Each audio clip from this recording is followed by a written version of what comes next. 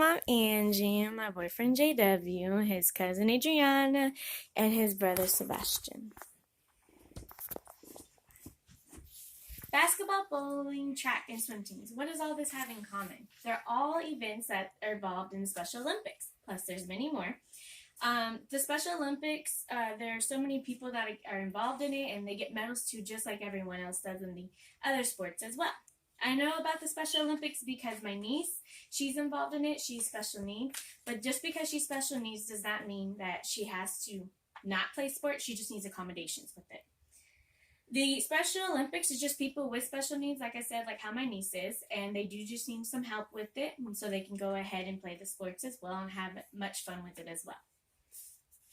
Today I'm going to explain what the Special Olympics are, what qualifies people to be in the Special Olympics, and what the Paralympics are too, and how it's different from the Special Olympics.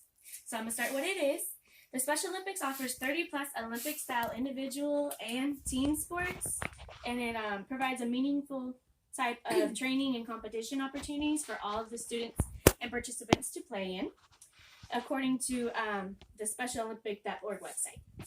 For people who have intellectual disabilities, they're able to compete in this competitions in Special Olympics, so they go ahead and have the opportunity to play in them. According to the SO.org website, soon after President John F. Kennedy went into office in 1961, his sister Eunice Kennedy Shriver, she launched a crusade to change the world and how they treated and ignored intellectual disabilities. The genesis of the Special Olympics actually started with Sergeant and Eunice Shriver in their backyard in their Maryland home. What she did is she went ahead and, here's my slideshow real quick. What she did is she went ahead and they had a pool in their backyard, and she actually taught special needs people to swim, which was pretty cool, I think. In July 1968, the world witnessed the first International Special Olympics team, or Olympic Games, at the Soldier Field in Chicago. According to the Resources SpecialOlympics.org website, everyone with intellectual disabilities who is at least 8 years of age can be involved in the Special Olympics.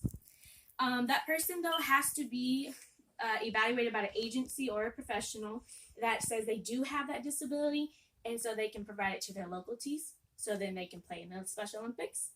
All the athletes have fun, they're doing what they love, which is all the sports, and it lights up their personality and their face as well. This is one of the logos. And here's another picture of the Special Olympics team.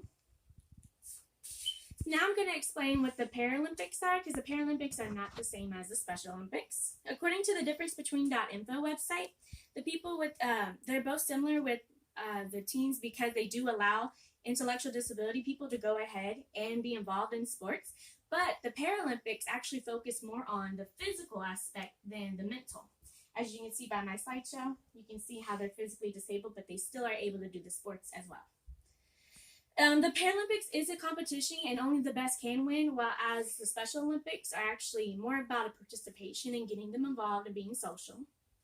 According to the Paralympic website, the first Paralympic sports game was actually held in Rome, Italy in 1960, and the first Winter Paralympics was in Sweden, because Sweden started that off first as well. The Special Olympics keeps everyone involved in sports, having fun, and it makes the world more inclusive too about the special needs people. Like before, like in the 1900s, they wouldn't even allow special needs people to go ahead and go to school, much less play sports. Today, I talked about the Special Olympics and what they are, what qualifies people to be in the Special Olympics, and then also the Paralympics, sorry, and then the difference between those two. The Special Olympics keep people involved and being active and social. It's a great way to keep everyone upbeat and have the world knowing more about them and letting everyone see, hey, I can do this too. I don't have to be in the back or not do them at all. So next time the Special Olympics event does come along, you can go ahead and participate by either volunteering, which is a great way to go ahead and be involved, or you can go ahead and just go watch them have fun doing what they love. And now I'll be open to any questions. Yes. How many Special Olympics has your niece done? She's done 3. She actually did 2 bowling, So she's been in, and today she actually did a basketball one. And Nice. thank you. Yes.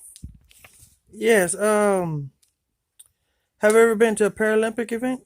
No, actually, I haven't. I think that's something great that I would love to watch because that is something different. And that would be pretty cool to go experience as well. Anyone else have a question? Yes. When did your niece start being involved in Special Olympics? She went ahead and was involved when she was 8 years old, because that is the earliest she can be participating in it. And that's when she started, and she's been having fun ever since. Anyone else? Yes, I have another one. Did you go to the one your niece had today? Yes, I did. I watched her play basketball, and she got a gold medal as well. She's done the 2 other events in bowling, and she got a gold medal in that as well in her division. So I'm so proud of her. Thank you.